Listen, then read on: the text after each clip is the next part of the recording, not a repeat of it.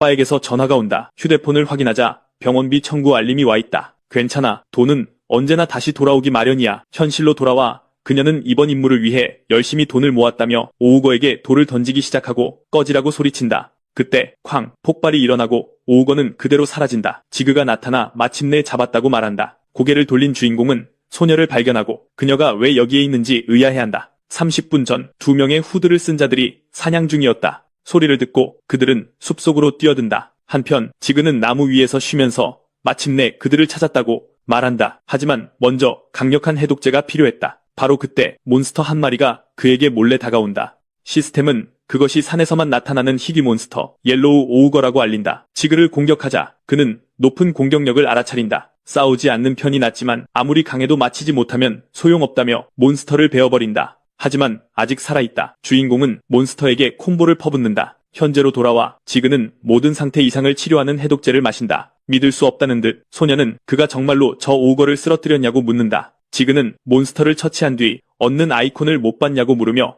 확인시켜준다. 여전히 회의적인 그녀는 그가 그저 대장장이일 뿐이라 의심하지만 효과는 있었다. 그녀는 혼자서 그 몬스터를 상대하는 것에 스트레스를 받았고 주인공에게 자신도 임무를 끝내고 싶으니 어서 일하라고 말하며 초승달 임무를 완벽히 해낼 계획이 있다고 언급한다. 잠시 후 한 용병이 길포드에게 거의 다 온 다리를 발견했다고 말한다. 하지만 단장에게는 아직 때가 아니었다. 검을 뽑아 후드를 쓴 자 중 한 명을 거의 마치자 감명받은 키라는 대단하다며 완벽히 숨었다고 생각했는데 어떻게 알았냐고 길포드에게 묻는다. 단장은 어른의 경험이라고 말하며 그를 꼬마라고 부르고 이에 키라는 화가 나 용병들에게 마법을 시전하지만 길포드가 모두 막아낸다. 동료에게 신호를 보내 얼음 마법을 사용하려는 순간 그가 후드를 쓴 자에게 당하고 이에 분노한 길포드는 키라에게 돌진한다. 단장이 쓰러지자 키라는 그의 힘이 명성에 미치지 못한다고 말한다. 무언가 다가오는 것을 보고 키라는 저게 뭐냐고 묻는다. 그때 지그가 수레에 무언가를 싣고 나타나 선물이라고 말한다. 키라는 단검을 꺼내 수레를 베며 지그가 운 좋게 탈출했지만 혼자 돌아왔다니 죽고 싶어 환장했냐고 묻는다. 그의 흠뻑 젖은 옷을 보고 남자는 이 냄새는 뭐냐고 묻는다. 주인공은 보너스라고 말하며 그에게 화염병을 던진다. 그 전에 지그에게서 물건을 훔쳤던 소녀가 수레에 있는 통들을 보여주며 드워프들이 좋아해서 가져왔다고 말하고 주인공에게 그 물건의 위력을 보여준다. 그리고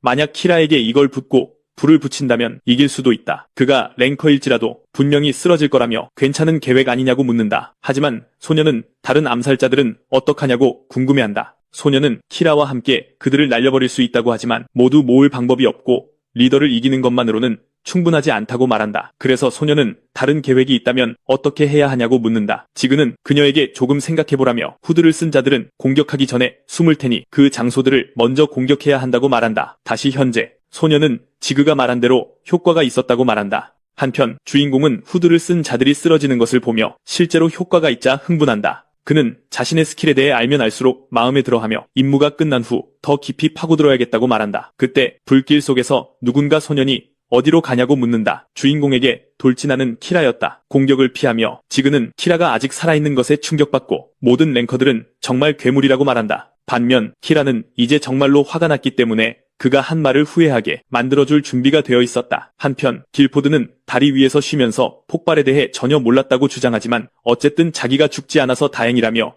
초승달이 돌아오기 전에 어서 떠나야 한다고 경고한다. 그때 이 소녀가 나타나 단장에게 초승달이 덮치기 전에 다리를 건너라고 말한다. 길포드는 그녀가 폭발의 배우인지 궁금해한다. 소녀는 고개를 끄덕이며 자신과 지그라는 대장장이가 한 일이라고 말한다. 용병 중 한 명이 그에게 어서 피하라고 경고하지만 단장은 주인공을 기다리겠다며 그 대장장이가 자신을 2번이나 구해주었고 빚을 지고 싶지 않다고 말한다. 한편 지그는 자신의 팔 부수기 스킬을 과시한다. 한편 키라는 주인공이 고작 그런 속임수로 자신을 이길 수 있다고 생각했냐고 묻는다. 지그는 그가 화상 때문에 제대로 서 있지도 못한다고 말한다. 그리고 바로 그때 그는 공격을 당한다. 그 남자는 잔상 공격이라는 기술이었다고 경고하며 소년이 이 시시한 공격들을 계속 피할 거냐고 물으며 그를 박살내겠다고 말한다. 그러자 지그가 고개를 끄덕인다. 키라는 그들에게 폭탄이 더 있는지 궁금해한다. 뒤를 돌아보자 그는 주인공이 도망치는 것을 발견하고 완전히 속았다고 말한다. 소년에게 다가가자 키라는 동굴을 발견하고 그를 끝장내겠다고 말한다. 그가 안으로 들어서자 한 무리의 과자가 그에게 날아든다. 그저 시선을 돌리기 위한 속임수였고 바로 그때 지그가 나타나 키라를 후려친다. 하지만 그것은 분신을 소환하는 미끼 기술이었고 뒤에서 주인공을 공격하며 소년이 강하지만 이제 게임은 끝났다고 말한다. 그가 발을 확인하자 덩굴이 감겨있는 것을 본다. 한편 지그는 그 동굴에는 몹이 없었지만 식물은 흥미롭다고 말한다. 그것은 무언가를 가두고 잠시 후 사라지는 덩굴이었다. 주인공은 키라가 발밑을 조심했어야 한다고 말하고, 이에 화가 난 남자는 10초 안에 뭘 할 수 있겠냐고 묻는다. 하지만 소녀는 화려한 기술은 필요 없다며 그 무기만으로 골렘을 쓰러뜨렸다고 말한다. 남자는 그것이 그의 비장의 무기였다고 생각하며 웃는다. 그러자 주인공이 돌진하며 그것이 그저 곡괭이인지 직접 확인해보라고 말한다. 그리고 그가 휘두르자 빗나가고 소녀는 가만히 있는 목표물도 맞히지 못한다고 말한다. 하지만 지그에게는 그 남자가 목표가 아니었다. 그는 바로 저기를 노렸다며 그 코어를 부세무니 곧 동굴이 무너질 것이라고 말한다. 남자는 말도 안 된다고 말한다. 고작 그걸로 무너지지 않을 거라고. 바로 그때 동굴이 흔들리기 시작하고 키라는 그런 기술은 들어본 적이 없어 충격에 빠진다. 정신 공격일지도 모른다고 생각하지만 그는 그저 대장장이일 뿐이었다. 다시 말해 동굴이 정말로 무너지고 있었다. 그러자 그는 달아나기 시작하지만 여전히 발에 감긴 덩굴에 묶여 있었다. 시스템은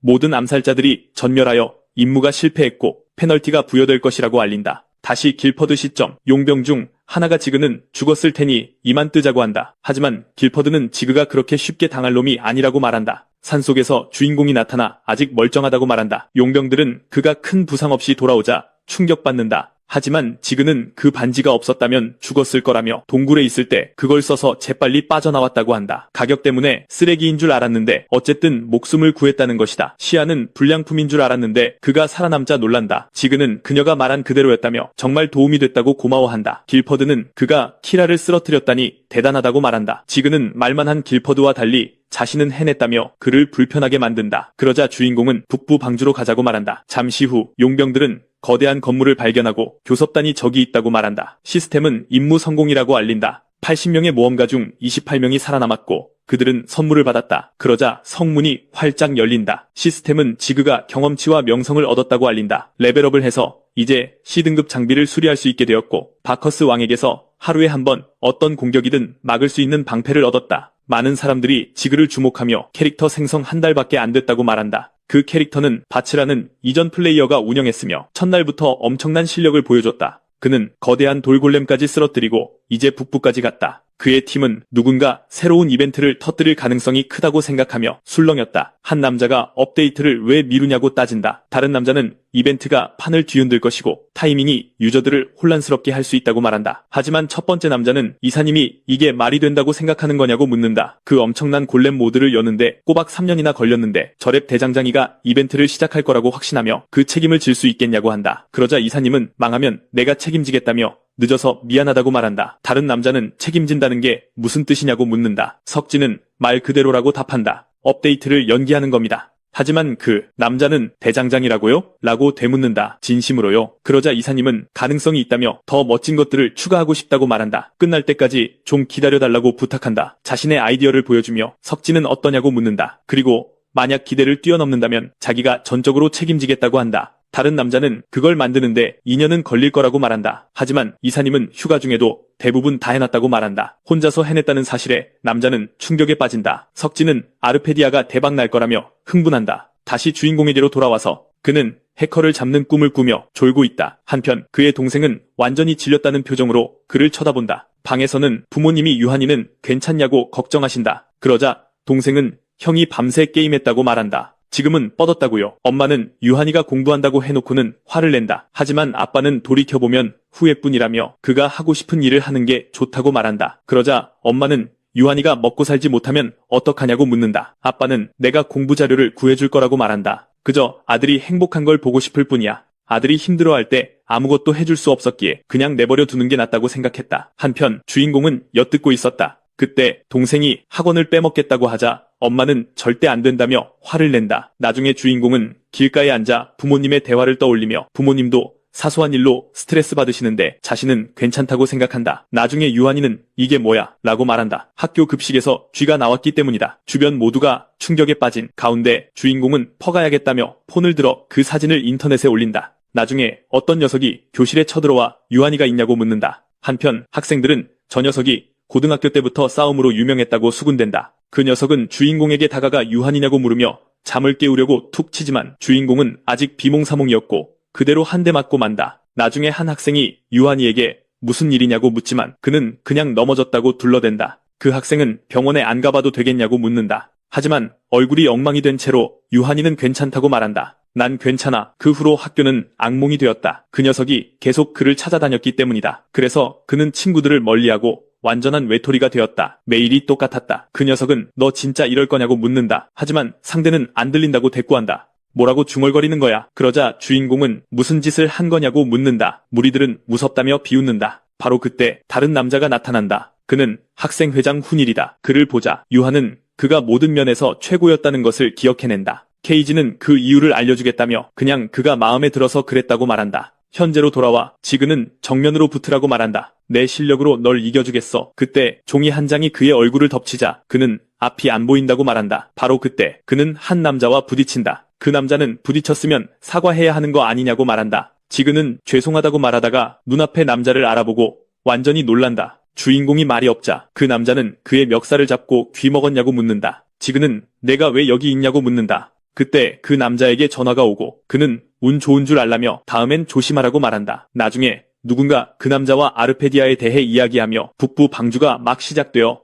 브로덴 성의 재정이 빠듯해졌다고 말한다. 원래는 대원들 보수가 너무 적다는 이야기가 나왔는데 유한에게는 어떻게 말할 거냐고 묻는다. 알았어. 그래서 그 남자는 선택의 여지가 없다. 그는 그냥 받아들인다. 다음날 우리 주인공은 한 건물 앞에서 그래, 모든 게 잘 풀릴 거라고 생각하며 서 있다. 이제 그는 용감해졌다. 더 이상 대인기피증도 없고 집에 숨어 지내지도 않는다. 어젯밤을 떠올리며 그는 몸과 정신 모두 단련해야겠다고 다짐한다. 지그가 안으로 들어가 무언가 말하려다 안을 엿보고는 인간 젠가탑을 목격한다. 패닉 모드 발동. 그는 백수라 이런 데 쓸 돈이 없다며 도망친다. 그때 어떤 남자가 등록하러 왔냐고 묻는다. 지그는 아니라고 답한다. 잘못 찾아왔어요. 죄송합니다. 그가 떠나려는데 누군가와 부딪힙니다. 전형적인 수법이죠. 나중에 주인공은 그냥 앉아서 그 무리가 게임 속 용병단이었는지 궁금해합니다. 길포드가 묻습니다. 무술 같은 거 하나? 하지만 지그는 아니라고 하죠. 그냥 건강해지고 싶어서요. 그러자 그 남자가 묻습니다. 가입할 건가? 하지만 지그는 아니라고 합니다. 돈이 없거든요. 하지만 그 남자는 걱정 말라고 합니다. 지그는 알겠다고 하죠. 잃을 것도 없으니까요. 본명을 묻자 그는 강이라고 대답합니다. 길포드는 놀랍니다. 그 이름 들어본 적 있는데 슈퍼마켓 사장 아들도 강씨였고 자기 딸의 옛 친구였던 걸 기억하며 옛날 생각이 난다고 말합니다. 긴장한 주인공이 그의 이름을 묻습니다. 그 남자는 말합니다. 말 안 했나? 태수라고. 지그는 그의 딸에 대해 궁금해합니다. 길포드가 묻습니다. 왜 알고 싶은데? 소녀는 말합니다. 오랜만이라서요. 길포드는 혼란스러워하며 묻습니다. 무슨 소리 하는 거야? 그러다 기억해냅니다. 아, 맞다. 네가 그의 친구였지. 나중에 시스템이 알립니다. 에너지가 부족하고 생명력이 떨어지며 세금을 내지 않으면 청동 길드의 제1의 적이 될 것이라고 말이죠. 지그처럼 다른 사람들도 그 조직에 대한 소문을 듣고 충격에 빠집니다. 이 무리는 기본적으로 아이언 크로스 길드의 하수인인데 아이언 크로스 길드는 다른 모든 길드 중 최고입니다. 지금 이 멤버들은 모든 영토를 휩쓸며 명성을 과시하고 있습니다. 그리고 그들의 명성은 그들은 매우 잔인하고 무자비하기로 유명해서 건드리지 않는 게 상책입니다. 지그는 최근에 지역 영주에 대해 들었던 것을 기억하며 머리를 빠르게 굴립니다. 곰곰이 생각한 끝에 그는 그런 거물들과 싸우는 것은 안 될 일이라 판단하고 세금이 얼마인지 묻습니다. 그러자 그 잘난 척하는 놈이 터무니없는 액수를 짓거리기 시작했고 우리의 주인공은 이 헛소리에 확연히 짜증이 납니다. 그는 검을 뽑아 엄청난 힘으로 땅에 내리꽂습니다. 왜냐하면 진심으로 징수원이 너무 심했고 대장장이는 약자를 괴롭히는 것을 참지 못하기 때문입니다. 그의 얼굴에는 분노가 역력하고 이제 모험가는 필요하다면 싸울 준비가 되어 있지만 무술가는 두려워하지 않고 싸울 준비를 합니다. 이에 발명가는 말합니다. 그 미친 요금을 내느니 차라리 가게 문을 닫겠다. 그래서 그 악당은 자기가 이기고 우위에 설 것이라고 생각하며 거만해집니다. 하지만 반전으로 모두가 그가 완전히 박살나는 것을 지켜볼 뿐입니다. 게다가 패배자는 이대로 돌아가면 보스가 뒤집어질까봐 두려워서 자신의 계획을 실행하기로 결심합니다. 한 용병이 신동의 파워업에 감탄하는 동안 악당은 움직입니다. 그는 리즈의 무릎에서 무언가를 낚아채고 그녀는 눈 깜짝할 틈도 없습니다. 알고 보니 그 바보는 허락도 없이 포포를 잡는 것이 똑똑하다고 생각했습니다. 그의 계획은 그 작은 녀석을 인질로 삼아 왕국의 세금을 내게 만드는 것이었고 가엾은 포포는 혼란에 빠집니다. 모두가 이 난장판을 걱정스럽게 지켜보지만 작은 용 때문은 아닙니다. 그가 계속해서 헛소리를 내뱉기 전에 바보는 잔인한 안면 강타를 맞습니다. 그 타격이 너무 강해서 로키에게 그를 마무리할 기회를 줍니다. 이제부터 저 검은 피부의 남자는 마무리 담당이지만 그는 신경 쓰지 않습니다. 자신의 귀여운 것이 위협받는 것에 열받았기 때문이죠. 다른 동료들은 조용한 녀석이 입을 연 것에 충격을 받습니다. 그리고 이 모든 일 때문에 청동 길드는 저코단에게 전쟁을 선포합니다. 그는 자신의 부하가 빈손으로 기지에 돌아왔는지 궁금해합니다. 우리는 불쌍한 녀석이 자신을 변명하며 저코단이 개입했다고 언급하는 것을 봅니다. 그러자 그의 보스가 상황 파악을 못하는 것 같자 겁쟁이는 다른 그룹이 마을의 새로운 대장장이를 지지하고 있다고 말합니다. 이 말을 듣고 그 남자는 부하에게 일단 진정하라고 말합니다. 왜냐하면 이 첫 패배 후에도 그 미치광이는 상황이 더 흥미진진해질 것이라고 생각하기 때문입니다. 이제 두 남자가 서로를 상대로 격렬하게 무술 훈련을 하고 있습니다. 그들이 주먹을 주고받는 동안 파란 옷을 입은 사람이 재빨리 상대의 다리를 제압합니다. 경기가 끝나자 나이든 남자는 상대방의 실력을 인정하고 진지하게 무술을 배울 생각이 있는지 묻습니다. 하지만 유하는 아니라고 하죠. 괜찮다고 즉시 거절합니다. 그리고 다른 학생들의 행방을 묻자 그는 친구들이 근처 캡슐 호텔에서 아이디를 만들러 갔다는 것을 알게 됩니다. 그들이 다가오는 길드전에 참가하기 위해 이런 일을 하고 있다는 것을 기억하며 검은 피부의 남자는 정신이 아득해집니다. 이제 아이언 크로스의 간부인 문이 등장해 청동 길드는 대출금도 갚지 못해서 전투를 할 돈이 없다고 말합니다. 그럼에도 불구하고 그 미치광이는 저코단과 맞서기 위해서라는 주된 이유가 있다고 주장합니다. 게다가 그의 변명은 자기 부하 중 한 명이 이 무리에게 당했다는 것입니다. 생각을 계속하며 그는 시스템이 전쟁 제안을 거절할 수 없게 하지만 그 조건이 수락된 것은 미친 짓이라고 기억합니다. 증거로 케이지는 중앙 대륙 점령 시도 때 중앙 길드 연합에게 저지당했던 것을 회상합니다. 그 당시 저코단은 그 반대편 무리에서 중요한 존재였으니 지금이 그들을 물리치고 맵 중앙을 향한 성전을 다시 시작할 기회입니다. 이 계획에 전적으로 찬성하는 사람은 바로 거물보스 베헤모스입니다. 그는 대결을 승인하고 청동 길드가 승리하면 빚을 탕감해주겠다고 약속합니다. 이 말에 금발 남자는 식은땀을 흘리지만 부하에게 망치지 않도록 기도하라고 말합니다. 그렇지 않으면 상황이 훨씬 더 복잡해질 거라고요. 이 말에 침착하던 남자는 귀신을 본 듯한 표정을 짓습니다. 이제 이기려는 의지가 더욱 불타오른 간부 중 한 명이 타사르 평원의 방랑자 주점에 나타납니다. 늦은 것에 대한 그의 변명은 사업 얘기가 너무 길어졌어. 전형적이지. 지그가 정보를 털어놓으려 하지만 친구가 말을 끊고 최근 전쟁 등 지역의 복잡한 상황에 대해 이야기하기 시작합니다. 전문가가 계속 이야기하는 동안 대장장이는 아니라고 합니다. 관심 없다고 자기 의견을 확실히 하려고 소리칩니다. 이 때문에 정치가는 그를 좀 성급하다고 보고 재빨리 영웅에게 서류 한 장을 보여줍니다. 모험가는 그것에 청동길드 정보가 있는 것을 보고 왜 신경 쓰냐는 질문에 자신이 전쟁에 얽혀 있다고 털어놓습니다. 그러자 사업가는 그의 친구가 그들과 팀을 이루기 전에 다른 무리가 있었는지 묻습니다. 하지만 발명가는 수상한 점을 발견하고 어떤 조직에도 속해 있지 않으면서 왜 싸움에 끼어들었는지 추궁당합니다. 그러자 그 남자는 세상에서 가장 짜증나는 것들에 대해 불평하기 시작합니다. 첫째는 말 중간에 끼어드는 것이고 그가 다음 것을 말하려 할 때 주인공은 매우 불안해 보입니다. 금발 남자는 친구가 괜찮은지 확인하지만 그는 서류에 적힌 내용 때문에 완전히 낙담해 있습니다. 알고 보니 불쌍한 주인공은 케이지가 과거의 그 짜증나는 녀석들 중 하나라는 것을 알아챕니다. 두 그룹 간의 이 충돌이 완전한 전멸전이 될 것이라는 것을 알고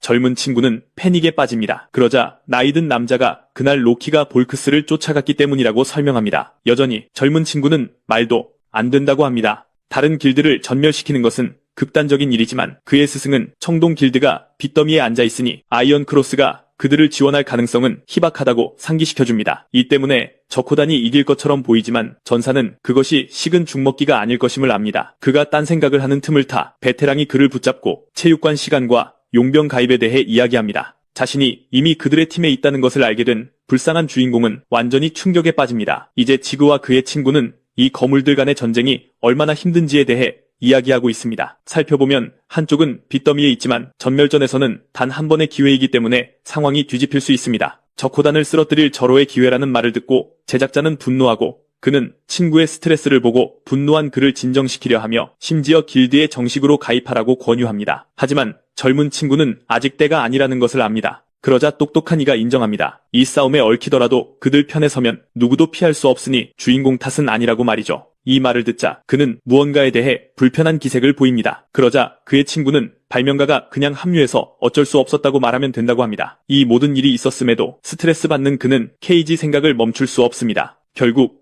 그의 숙적이 적의 보스로 싸움에 나타날 테니까요. 이 사실에 깊은 생각에 잠겨 다음 일을 걱정하는 한편 어린 소녀가 점심을 잊은 아빠를 찾아 체육관으로 향합니다. 수염난 남자가 결전의 날을 위해 길드원들을 결집시키고 있습니다. 그의 격려사는 모두 긴장을 풀고 전투 준비를 하라는 것, 패배는 용납되지 않으니까요. 당연히 모두가 환호하며 엄청나게 들떠 있습니다. 누군가 2시간 이용료를 묻자 직원은 그 팀이 장소 전체를 예약했다고 답합니다. 그는 아이언크로스의 간부문으로 손님에게 나중에 다시 오라고 할 뿐입니다. 아발 안에 수많은 사람들이 큰 이벤트에 대해 떠들썩한 가운데 사회자 남궁의 홀로그램이 방송을 시작합니다. 이제 장발의 남자가 기구를 타고 떠다니며 관중에게 레드 타이거즈를 소개합니다. 이어서 그는 완전히 기겁할 만한 것을 발견하는데 바로 거대한 군세가 몰려오는 것입니다. 케이지가 이끄는 약 200명의 병력이 전장으로 쇄도하고 그는 마치 주인인 양 거만하게 걷고 있습니다. 그는 베헤모스에게 받은 갑옷을 입고 있기에 자신만만합니다. 네, 그건 신화 등급의 초고성능 장비죠. 그의 온몸에서 파괴적인 기운이 뿜어져 나오며 그는 고양이들을 쓸어버릴 작정입니다. 혼란이 시작되기까지 5분 남았다고 공지되지만 지휘관은 수적 열세에 전혀 동요하지 않습니다. 그의 부관은 그와 다른 길드장 정도나 되어야 이렇게 태어날 수 있다며 엄청난 병력 차이에 압박을 받고 있습니다. 이 말에 수염난 남자가 발끈하며 로키에게 동의를 구하지만 그는 그저 조용히 있을 뿐입니다. 또한 그는 갑옷과 무기를 보내기로 한 지그도 걱정하는데 그가 모두의 연락을 피하고 있습니다. 카운트다운이 시작되자 모두 전투 준비를 하고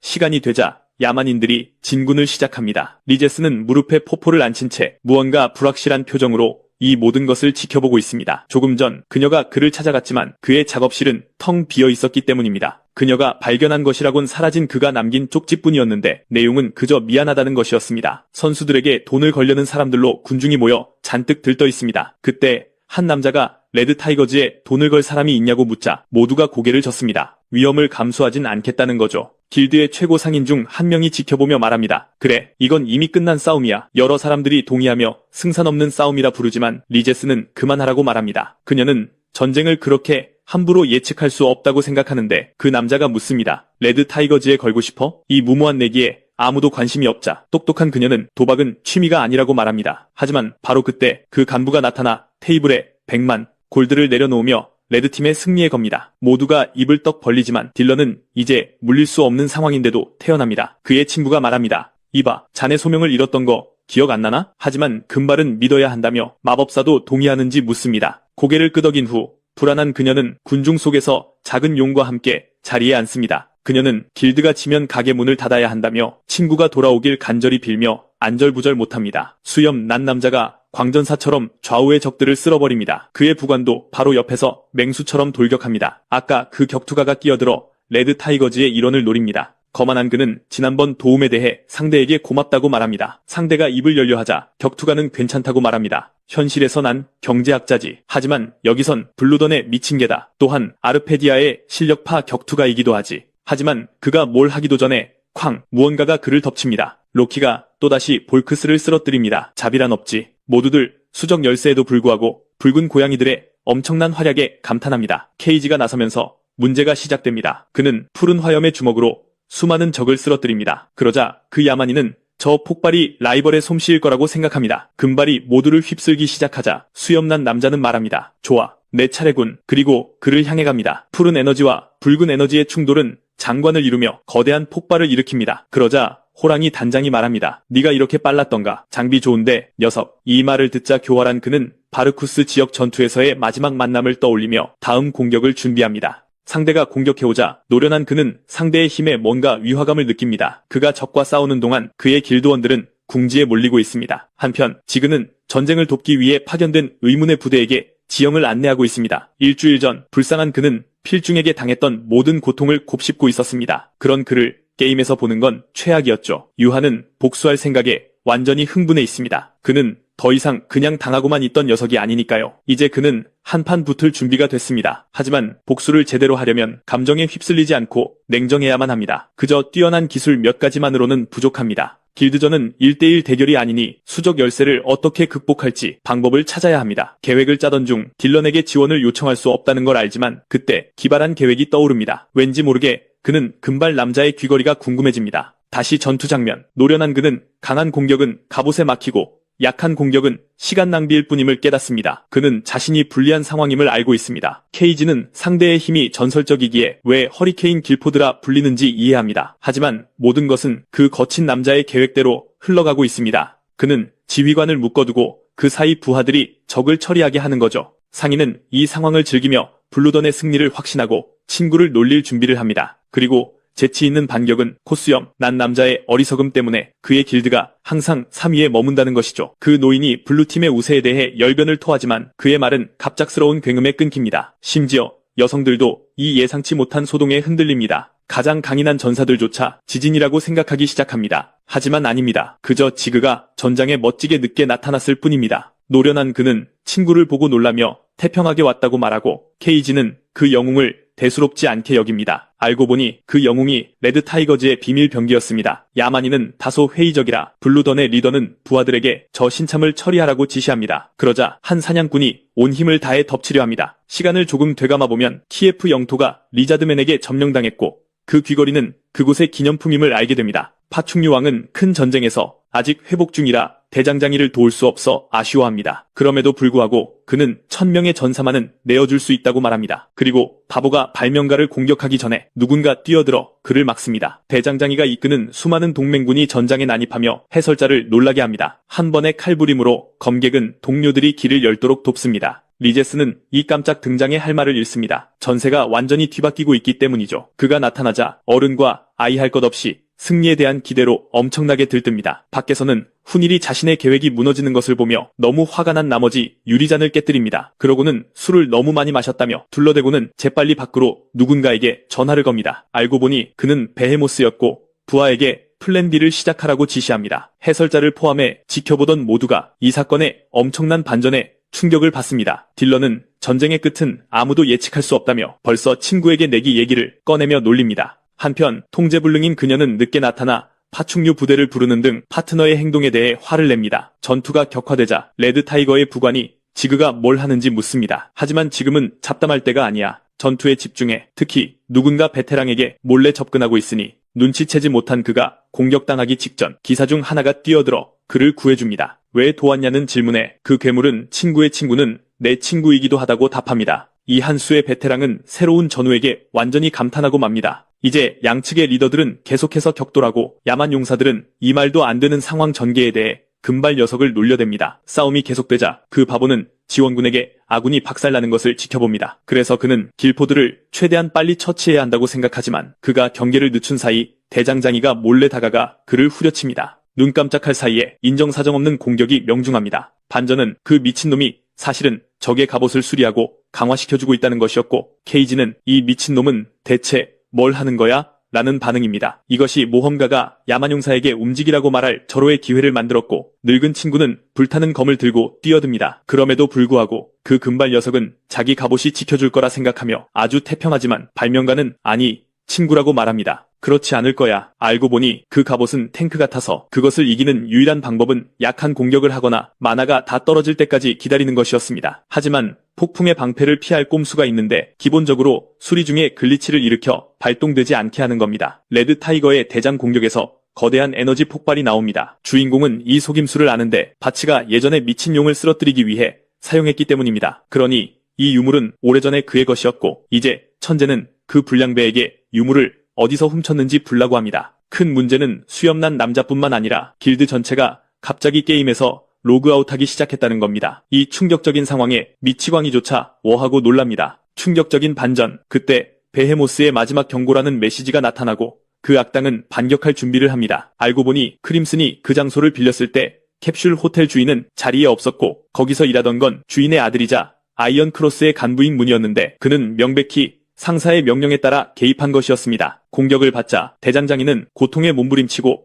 그의 라이벌은 그를 조롱합니다. 진행자는 레드 타이거가 다시 곤경에 처했다고 말하고 있습니다. 시아는 초조하게 지켜보고 있습니다. 그리고 사령관의 지원 없이는 블루돈의 리더를 막을 수 없고 전쟁은 바로 거기서 끝날지도 모릅니다. 이상하게도 리제스 자신이 전장으로 걸어 나오기 시작합니다. 한편 그의 동료는 적에게 박살나고 있고 그는 자기 팀의 유일한 희망입니다. 그 불쌍한 친구조차 자신이 큰 곤경에 처했다는 걸 알고 이게 정말 끝인지 궁금해합니다. 하지만 운 좋게도 케이지의 만화는 지난 싸움으로 바닥 나가고 있었지만 상관없습니다. 곧 그 불량배가 검으로 그를 제압하기 때문이죠. 그리고 바로 그때 그 바보는 오랜 세월 동안 닮은 점을 못 보다가 마침내 유한을 알아봅니다. 접속이 끊긴 사람들은 게임에 다시 로그인할 장소를 찾기 위해 허둥대지만 자리가 없습니다. 그래서 계획은 모두 집으로 가서 PC로 로그인하는 것이지만 교통체증이 장난 아닙니다. 이런 난장판 속에서도 대장은 팀원들에게 공공자전거를 타고 최대한 빨리 가라고 말합니다. 한편 그 바보는 현실에서도 게임에서도 실패자라며 패배자를 계속 놀려댑니다. 이제 그 가학적인 자는 이 전쟁을 영원히 끝낼 일격을 날릴 준비를 합니다. 하지만 그 일이 일어나기 전에 로그는 오만한 자의 칼날을 산산조각 내는 기술을 시전합니다. 이것이 도망칠 기회이고 복수하고 싶지만 모든 것을 잃고 싸움에서 박살날 수도 있습니다. 주인공이 도망치자 수많은 블루돈 멤버들이 그를 쫓기 시작하고 그의 라이벌은 그를 빨리 잡으라고 부하들을 더 보냅니다. 진행자는 거대한 발명가를 쫓는 군중을 보고 경악합니다. 수많은 공격이 그를 맞추려 하지만 하나도 명중하지 않자 금발 녀석은 부하들에게 원거리 공격을 사용하라고 명령합니다. 어떻게 해야 할지 고민하던 지그는 영원히 도망치는 것은 최선의 계획이 아니라고 생각하고 특별한 기술을 떠올립니다. 문제는 수많은 화살이 그에게 날아오고 있다는 것이지만 마법의 파도가 나타나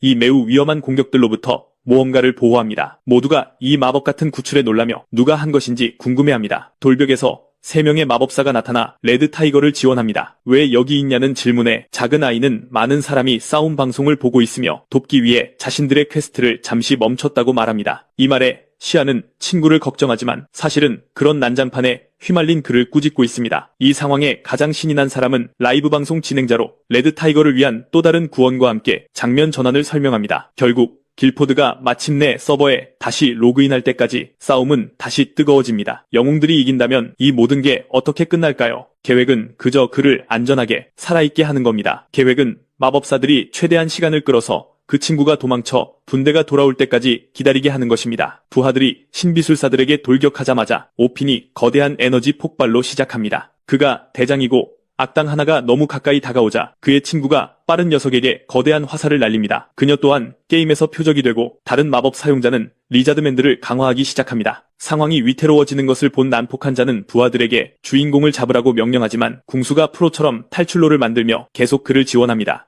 이런 혼란 속에서도 그는 계획이 있지만 그것을 실행할 수 있을지 땀을 흘리며 걱정합니다. 바로 그때 길포드가 싸움에 다시 뛰어들며 자기가 왔으니 겁먹을 필요 없다고 과시합니다. 문제는 그 불쌍한 친구가 타사르 평원을 버리고 갔다는 이유로 추방당했다는 겁니다. 최악의 상황에서도 용감한 자는 자신의 게임 계획을 구상할 기회를 포착합니다. 하지만 검이 그를 베려는 순간 리자드 나이트가 나타나 추격자들을 박살냅니다. 그는 그렇게 강력한 누군가에게 지원을 받게 되어 기뻐합니다. 영웅은요? 다름 아닌 리자드 킹 자신입니다. 그가 계속 질주하자 더 많은 부하들이 그를 뒤쫓습니다. 그리고 그가 다시 공격당하려는 순간 리제스가 나타나 위기에서 구해줍니다. 이제 백발의 남자는 그에게 앞만 보고 바람처럼 달리라고 말합니다. 미소 짓는 사람은 딜런으로 분대의 팀워크에 완전히 감탄했습니다. 모든 레드 타이거 대원들이 제 시간에 도착하기 위해 서두르고 있고 그들의 리더는 현장으로 다시 달려가고 있습니다. 혼란에도 불구하고 여전히 이길 기회는 있고 그것이 대장을 흥분시키지만 케이지의 사악한 웃음소리에 그는 충격을 받습니다. 현재의 혼란에도 불구하고 카스지그는 절벽 끝에 도달했고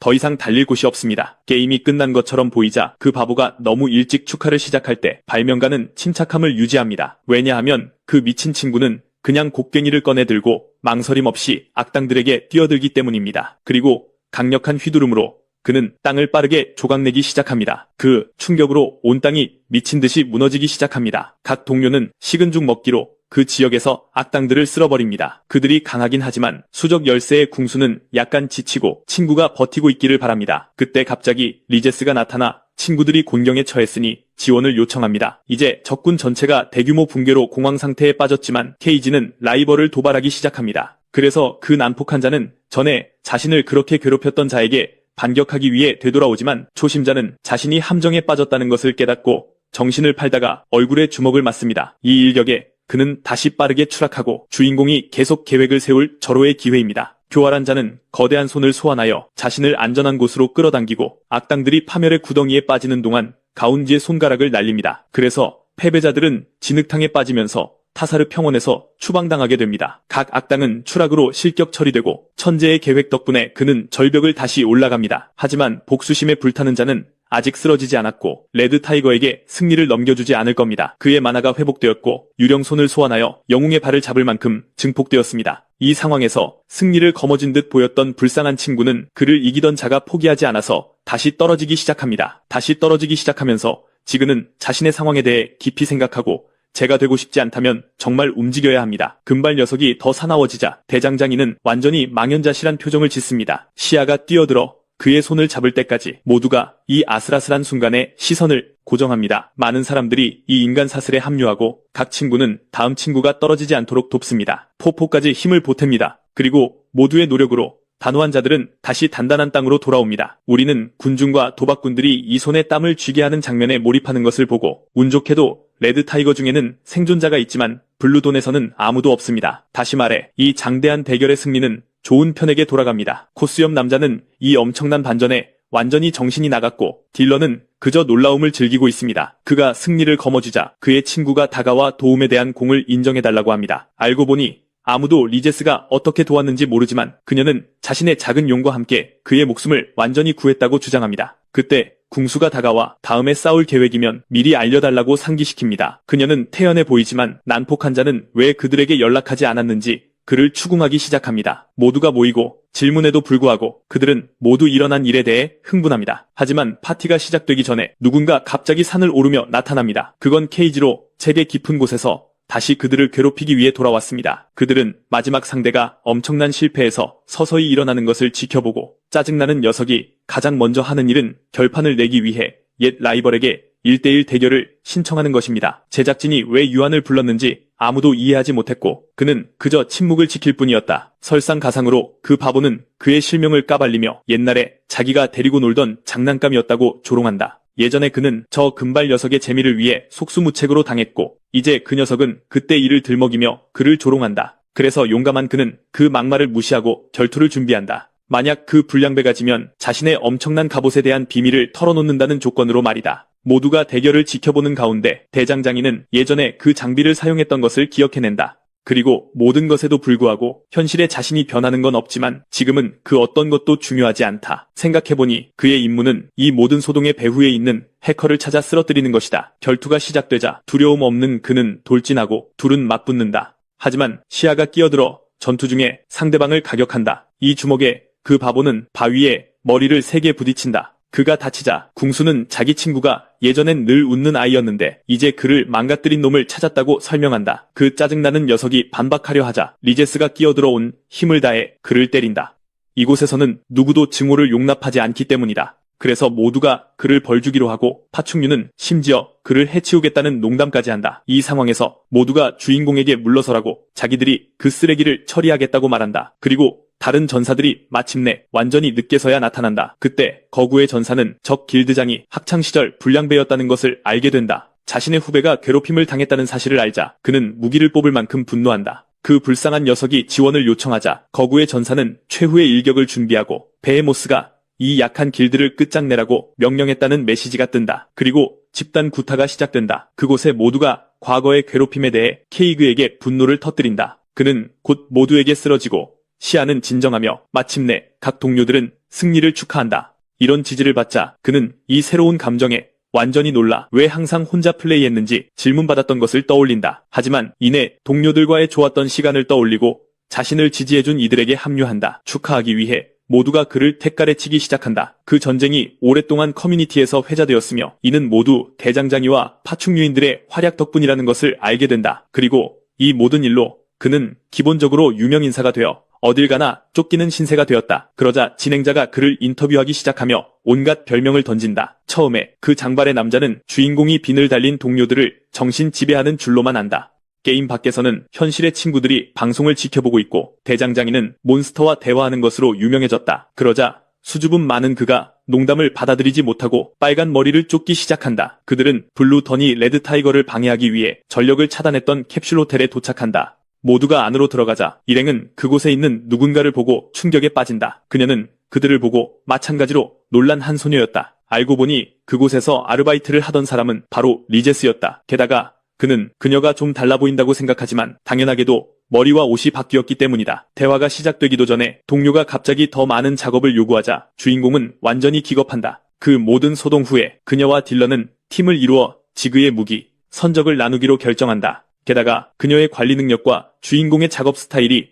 완벽하게 맞아떨어져 그들은 수많은 고객을 확보하게 된다. 잠시 후 그 흉갑 안에서 누군가 말하는 듯한 기묘한 순간이 찾아오고 모두들 그녀가 왜 저러는지 의아해한다. 알고 보니 그 안에 있는 존재는 케이그였고 그는 자신의 라이벌을 괴롭혔던 사실을 털어놓는다. 하지만 그가 아무리 열심히 설명하려 해도 아무도 믿어주지 않는다. 이제 그 불량배는 아이언 크로스 길드의 보스인 베헤모스가 이 모든 일의 배후 조종자라는 폭탄 발언을 한다. 이 미친 녀석이 훈알이라는 것을 알게 되자 주인공은 그가 학생 회장이었다는 것을 갑자기 기억해낸다. 그리고 놀랍게도 그 악당은 호클렘 재단을 소유한 가문의 일원이었고 과거에 그 교활한 녀석이 그에게 주인공을 괴롭히라고 시켰던 것이다. 그가 다른 적에게서 갑옷을 얻었다고 말하는 순간 갑옷이 엄청난 충격을 받는다. 이제 완전히 해체된 것이다. 주인공은 저 녀석이 어떻게 바치의 아이템을 손에 넣었지? 라고 생각한다. 처음에는 그 악당이 훔친 물건을 샀다고 생각했지만 이내 그 사기꾼이 의심스러운 곳에서 로그인했을지도 모른다고 추측한다.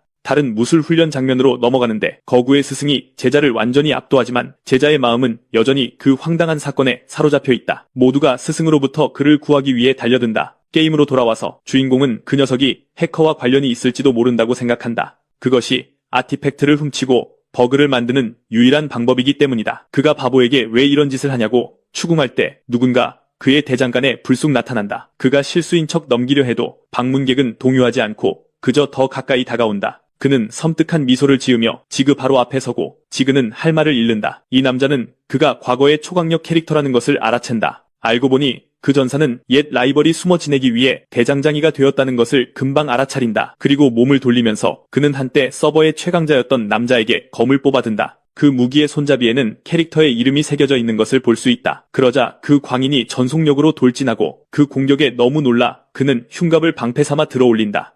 공격이 명중하고 불쌍한 그는 뒤로 날아가며 체력이 빨간색으로 떨어진다. 게다가 그 미친놈은 그곳을 완전히 파괴한다. 대장장이가 경악하는 동안 광인은 자신의 공격이 막힌 것에 감명받은 듯 고개를 끄덕인다. 이 모든 것은 그를 옛 라이벌로 확인하기 위함이었지만 그것이 주인공의 분노를 가라앉히지는 못한다. 설상가상으로 방문객은 계속 공격을 퍼붓고 당연히 지그는 그가 누구인지 전혀 모른다. 모든 움직임이 간발의 차로 막히고 그의 기술은 분명히 정점에 달해 있다. 그의 추측으로는 이 적의 레벨은 100이지만 정체는 미스터리다. 오직 최상위권 플레이어만이 이런 움직임을 보일 수 있기 때문이다. 게다가 그는 이 낯선 이가 어떻게 자신을 아는지 알아내야 한다. 그러고는 케이그가 자신의 과거에 대한 소문을 아이언 크로스 길드 전체에 퍼뜨렸고 그래서 지금 다시 충돌하게 된 것이라고 짐작한다. 그는 주인공이 정말 명성대로라고 인정하고 젊은이는 그에게 어떻게 이 모든 것을 아는지 재빨리 묻는다. 그러자 전사는 마지막 대결 이후로 그 대장장이를 계속 생각해왔다고 말한다. 그들이 만났을 때를 회상하면 쿱스는 최강자를 꺾는 유일한 자가 되겠다고 맹세했다. 그의 공격은 통하지 않고 그는 가면 쓴 남자의 반사신경이 완전히 인간의 것이 아님을 금방 깨닫는다.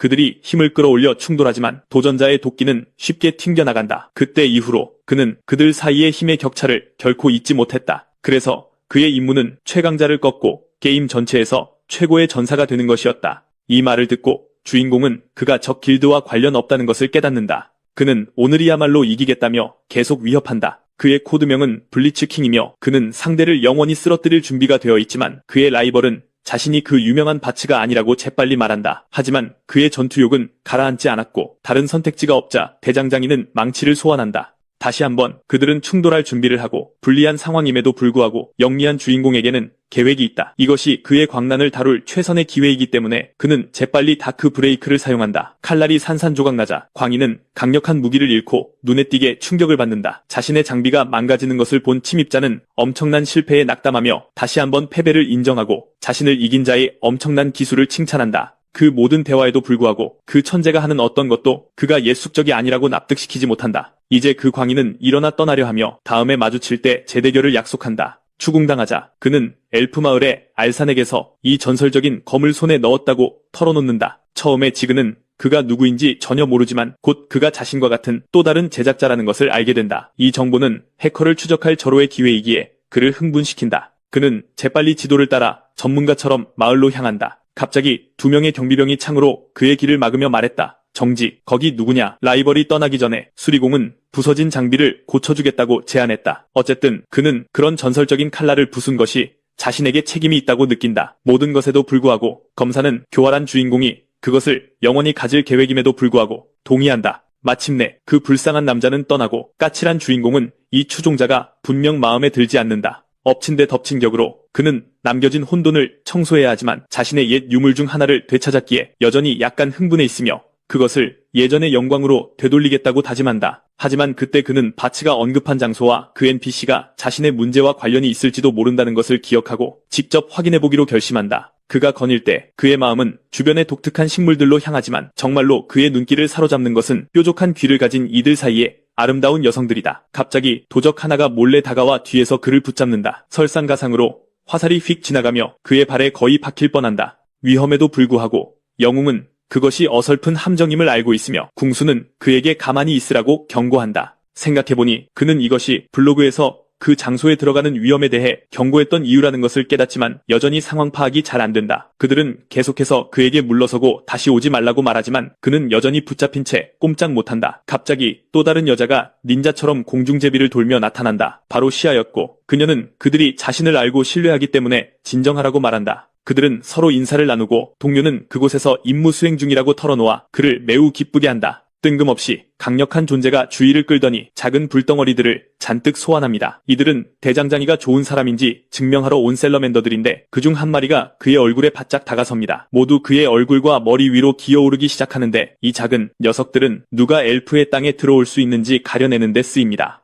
녀석들은 하나같이 그의 불다루는 솜씨를 보며 발명가를 무척 마음에 들어합니다. 이는 그들이 서로 잘 맞는다는 뜻이지만 다른 두 명은 여전히 이 새로운 인간을 의심스러워합니다. 그들이 조심스러워함에도 불구하고 전통이 우선이었고 그는 모두에게서 허가를 받습니다. 이후 불쌍한 주인공은 엘프를 상대하는 것이 끔찍할 거란 걸 알지만 친구 덕분에 계속 조사를 이어갈 수 있습니다. 한 집안에서 그는 또 다른 시타델 주민을 만납니다. 그녀의 아름다움에 젊은 친구마저 감탄하며 장발의 남자가 정말로 검을 넘겼는지 묻습니다. 그녀의 얼굴에 불편함이 역력해 분노가 느껴지자 무례한 남자는 그렇다고 답하며 왜 묻냐고 따지고 주인공조차 그의 위협적인 태도를 느낍니다. 그는 이 정보가 검의 이전 주인에게서 나왔다고 설명하고 지그는 단지 친구가 어떻게 그걸 얻었는지 알고 싶어 합니다. 그 거만한 자는 의뢰인이 파산해서 유물을 대금으로 남기고 갔기 때문에 잘 모른다며 회피합니다. 이에 너무 놀란 그는 재빨리 누가 그 아이템으로 지불했는지 묻습니다. 잘생긴 남자가 그 이름을 말하려는 순간 게임에 갑자기 오류가 발생합니다. 화면과 소리가 마구 뒤엉키며 플레이어를 당황하게 만들고 그는 완전히 혼란에 빠집니다. 게임 전체가 이상해지자 그는 매우 불안해합니다. 아이러니하게도 아르페디아는 버그 없는 명작으로 유명합니다. 아가씨가 오두막으로 들어서며 무슨 얘기를 하고 있었는지 묻습니다. 그녀는 안에서 발생한 오류에 완전히 겁을 먹었고 질문을 받자 그렇다고 대답합니다. 나도 그 이상한 오류가 보여. 이 시스템 오류를 신고해야겠어. 마치 깜짝 퀴즈처럼 갑자기 불쑥 튀어나왔어. 그러자 친구가 뭔가를 조정하기 시작하고는 마치 사이먼 세이즈 게임처럼 NPC와의 행동을 다시 해보라고 말합니다. 우리는 마치 유령의 집처럼 그 집 안에서 일어나는 정신나간 그래픽 오류들의 기괴한 장면을 포착합니다. 이제 불쌍한 주인공은 완전히 지쳤고 그들 중 누구도 이렇게 망가진 게임을 본 적이 없습니다. 정말로요. 소녀는 마치 SOS 문자를 보내듯 최대한 빨리 개발팀에 연락하기로 결심합니다. 그리고 그들은 주변을 돌아다니기 시작했고 우리 모두를 봅니다. 네, 저는 제대로 가고 있어요. 친구들이 숲을 보여줬거든요. 그들은 곧 거대한 나무에 도착했고 모험가는 감탄하며 말합니다. 우와, 저 경치 좀 봐. 그들은 거닐면서 이것이 마케나 임무의 끝이라는 얘기를 나누고 이제 궁수는 바람의 날개를 찾는 퀘스트를 진행 중입니다. 그는 또한 이전에 하던 퀘스트도 멋지게 완수했습니다. 그녀는 말합니다. 잘 됐네. 내가 마지막으로 끝내는구나. 팀원들이 이미 모든 것을 끝냈다는 것을 기억하면서요. 그녀의 계획은 일을 마치고 공국으로 가는 것이었고 소녀는 묻습니다. 정말 바쁘지 않아? 하지만 남자는 괜찮다고 합니다. 해커를 찾을 기회를 놓쳤으니 괜찮다는 거죠. 그래서 그들은 둘 다 이번에야말로 임무를 끝내고 싶어 합니다. 이 팀 조합에 그녀는 미소를 지으며 농담합니다. 세계수까지 마지막으로 도착하는 사람이 저녁 사기. 물론 짠돌이는 달리기에서 지고 싶지 않아서 뒤처지지 않습니다. 그곳에 도착하자 그들은 멋진 기념비를 발견하고 모험가는 받침대에 꽃을 꽂습니다. 그러자 쾅 하고 천사 같은 존재가 그들 바로 앞에 나타납니다. 그 존재는 방문객들에게 시선을 고정하고 묻습니다. 나를 왜 소환했느냐? 그녀는 대사제였고 플레이어는 엘프의 친구라는 멋진 칭호를 얻습니다. 영광을 얻은 자는 신을 만나기 위해 124명의 엘프를 도왔다고 합니다. 별거 아니야. 이 말을 듣고 여자는 도와줘서 고맙다고 말하며 숲 또한 그녀를 돕고 있다고 언급합니다. 그녀의 노력에 대한 보상으로 순수한 마법의 기운이 느껴지는 바람의 날개 보석을 받습니다. 그녀가 보석에 감탄하며 손을 뻗자 여신이 말합니다. 잠시 멈춰라. 왜냐하면 먼저 그 유물을 손에 넣기 위한 마지막 임무가 있기 때문이다. 그녀는 제3의 마법사 왕 이바니우스를 기억하며 여주인공이 그 돌을 가질 자격이 있다고 말합니다. 중요한 질문은 이 늙은이도 자격이 있느냐는 것이고 정령은 그들이 마카니아에 대해 얼마나 아는지 궁금해합니다. 그것은 오래전에 파괴된 고대의 체이며 아가씨는 말합니다. 그들은 위대한 인간이었지만 오만함 때문에 몰락했어. 그리고 그 남자가 처음 그 아이템을 원했을 때 그녀는 그가 공중 요새를 짓는 줄 알았어요. 이 주제는 그들 모두를 긴장하게 만들었고 대장장이는 이 전설적인 인물이 유물을 오용했다고 생각합니다. 유물을 넘겨주기 전에 신성한 존재는 말합니다. 좋은 의도가 항상 좋은 결과를 낳는 것은 아니다. 마침내 그녀는 너무 놀라 말을 잇지 못하는 젊은 여성에게 수정을 건네줍니다. 그녀에게 자격이 있다고 보았기에 그녀의 임무는 한 개의 돌은 간직하고 다른 하나는 왕에게 주는 것이지만 잊어서는 안 됩니다. 그가 꼭 좋은 사람은 아니라는 것을요. 팀원들은 재건 중인 대장간에서 쉬고 있고 친구들은 모두 함께 퀘스트를 할 생각입니다. 모두 들떠있지만 에일리는 이걸로 얼마를 받을지만 걱정합니다. 그때 소녀는 행방불명된 발명가의 도움이 필요하다는 것을 기억해냅니다. 갑자기 지각생이 사무실에서 튀어나오며 말합니다. 늦어서 미안. 이제 북쪽에 유명한 공중 요새가 보이고 많은 사람들이 불만스러워합니다. 모두들 들어갈 허가를 받지 못해 경비병에게 불평을 늘어놓고 있습니다. 이것 때문에 임무에 참여할 수 없게 되자 그들은 안절부절 못합니다. 강력한 팀이 나타나자 그들은 유명한 대장장이와의 동맹에 충격을 받고 파충류가 그들을 들여보내줍니다. 이유는 사야는 폐하가 기다리고 있어서 특별 허가를 받았고 남겨진 사람들은 주인공의 VIP 대우에 분노합니다. 안으로 들어가자 신비로운 기운을 풍기는 위대한 군주가 그들을 맞이합니다. 그들은 목표를 완수하고 바람의 날개와 성수를 가져왔음을 보여줍니다. 공중부양을 완벽하게 해낸 오핀처럼 로키는 데보라의 단서를 잡았고 지그는 정밀함의 전문가가 되었습니다. 이 모든 소식에 노인은 매우 기뻐하며 그들을 칭찬한 후 보상을 건네줍니다. 게다가 모두가 임무의 두 번째 단계에 대한 정보를 얻고 멋진 고양이가 그들을 올바른 장소로 안내할 것입니다. 모두가 바람에 대해 들떠있지만 왕은 무언가에 대해 스트레스를 받는 것처럼 보입니다. 그곳에 도착하자 궁수가 묻습니다. 이걸로 뭘 해야 하죠? 그러자 하인이 말합니다. 넘겨주세요. 알고 보니 소녀는 대사제의 경고를 기억하고는 노인에게 직접 주겠다고 말합니다. 한편 마법사는 감탄합니다. 우와. 이 지하실은 정말 크군. 그리고 거기에 마법진을 그려야 한다는 것을 깨닫습니다. 반면 대장장이는 왕국의 대장간에서 제조법을 따라 작업을 시작합니다. 그의 망치질로 톱니바퀴가 만들어지지만 완전히 실패합니다. 그는 보기보다 훨씬 어려울 것이라는 것을 깨닫고 계속해서 설계도를 확인합니다. 다시 작업에 착수한 그는 수많은 시행착오를 겪으며 기술을 연마했고 마침내 실수 없이 완벽하게 아이템을 만들어냅니다. 이제 그는 정밀도를 계속 유지해야 하므로 꾸준히 유지 보수를 합니다. 천재는 프로젝트를 완벽하게 해내고 유물 제작을 마칩니다. 이제 남은 것은 그 신비한 기계에 마지막 장치를 끼우는 것뿐입니다. 마법사는 자신의 왕국이 다시 위대해질 것을 보며 흥분합니다. 그의 부하들도 모든 것이 완벽하고 정상적으로 준비된 것을 봅니다. 그러자 거구의 남자는 왕관으로 보라색 힘을 이용해 장치에 마법을 겁니다. 그에게서 룬 문자가 튀어나오고 구체 아래에 마법진이 나타나자 거대한 섬광이 왕궁 전체를 한 번에 밝힙니다. 모두가 묻습니다. 방금 무슨 일이 일어난 거지? 왜냐하면 이것은 중대한 사건이었기 때문입니다. 한편 사령관은 매우 감사해하며 계획을 진행할 준비를 하고 보상을 약속합니다. 모두가 전리품을 받고 주인공은 자신의 상품에 흥분합니다. 보상은 경험치와 왕국의 공식 제복이었고 그들은 모두 묻습니다. 왜 이걸? 으스스한 남자는 이 선물로 그들에게 경의를 표하는 것이라며 왕국에 합류하여 통치할 기회를 준다고 설명합니다. 이 모든 권력욕에 가득 찬 상황은 이 반전을 믿을 수 없는 두 소녀를 경악하게 합니다. 그들이 반응하기도 전에 악당이 무슨 꿍꿍이인지 궁금해하며 충격에 빠진 소년들처럼 왕실 경비대가 그들을 붙잡습니다. 그렇다면 이 어리석은 놈들아, 나를 거부하고 내 비행 요새의 제물이 되어라. 수많은 사람들이 도시에 모여 명소들을 만끽하고 있다. 한 소녀가 땅에 균열이 생기는 것을 보고 경악한다. 쾅! 폭발이 그곳의 모든 플레이어를 휩쓸어버린다. 경고도 없이 도시 재앙이 시작되고 로그인한 모든 유저가 관리자에 의해 강제 퇴장당했다는 메시지와 함께 튕겨나간다. 이런 혼돈 속에서도 침착한 이들이 있었고 한 소녀는 친구들을 불러 무언가를 확인한다. 그들은 왕국 아래에서 보라색 수정들을 발견하고 그것이 왕국을 갑자기 떠오르게 만든다. 당연히 그들은 모두 왜 이 땅이 날고 있는 거지? 라고 생각한다. 신비한 우리가 그들을 가두고 계획에 대한 어떠한 반란도 막아버린다. 모두에게 폭군과 협력하거나 그의 악에 맞서 싸우는 퀘스트가 주어진다. 무슨 일이 일어나고 있는지 혼란스러워하며 그들은 장로에게 자신들을 풀어달라고 요구한다. 그러자 그